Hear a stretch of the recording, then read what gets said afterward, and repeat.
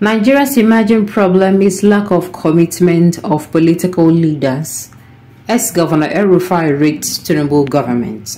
He has finally come out to say something. The news in detail, please. In a post on his official X page, he noted that political actors were deficient of competence and capacity and were looking out to destroy those who had capacities.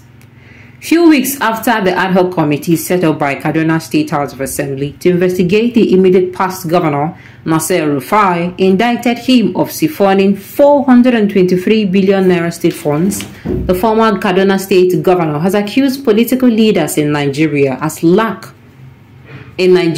lack of commitment. In a post on his official X page, he noted that political actors were deficient of competence and capacity, and we are looking out to destroy those who had such capacities. His post, which he tagged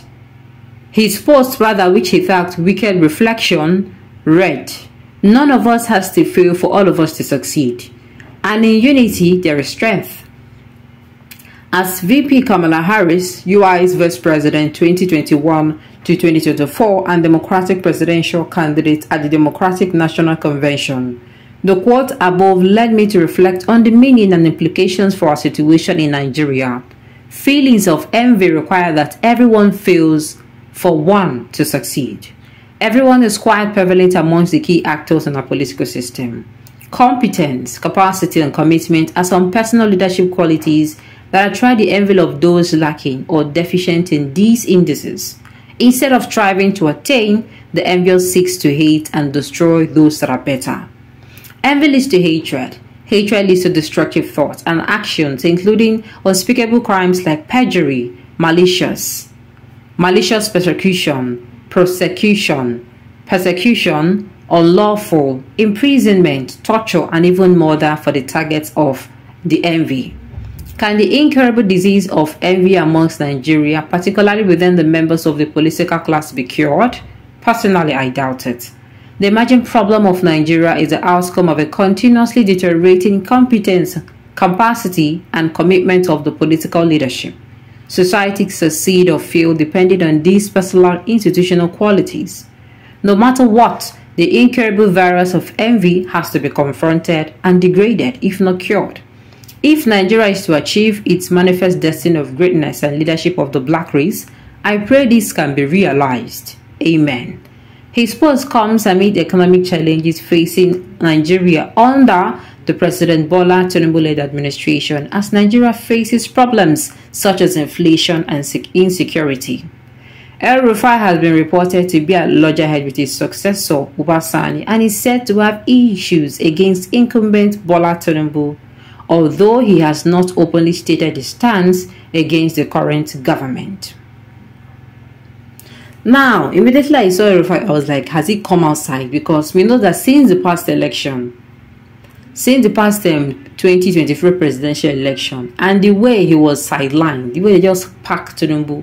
You know, recently I read an article and I was saying in that particular article that there are people who worked for Tinubu and they were not even recognized after all their work for reasons best known.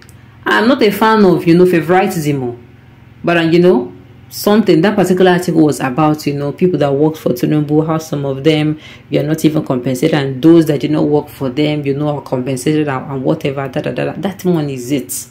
But see this one, I had to read this particular article because it is coming from Elrufai. Even this one too is using big grammar to hide what he's really writing about. This one is using plenty grammar to write what he is writing about, to what he really wants to say. Elrufai should be ashamed of himself. He has no legal and moral right to be spewing this rubbish. Why? Because he was one of the facilitators of this amorphous governance that has brought an untold hardship on the masses. Governance is beyond selfish interests. Governance is all about elective interest. My dear, it is only in Nigeria.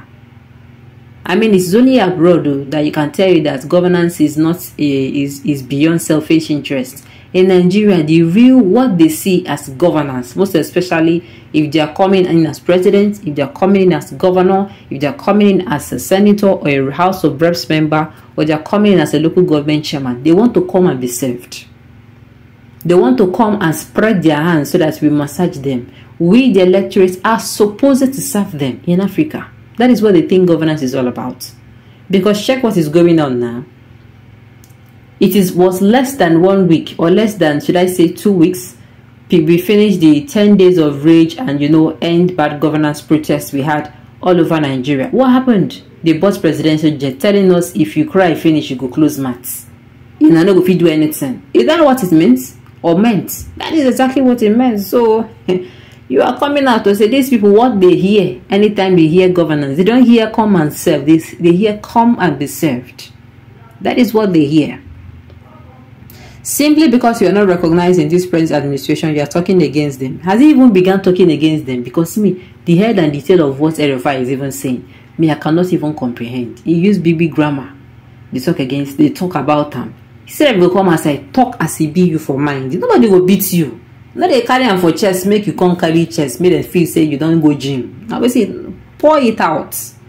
Don't use the English, hide some things. Come outside, write them plainly. You know, like this administration, you know, like what anybody then do you talk and plainly. We are already hearing of the moves that Elrufai is actually making, against 2027 elections. So for me, coming outside to say you're bearing a grudge, to me, it does not suffice anything. It doesn't.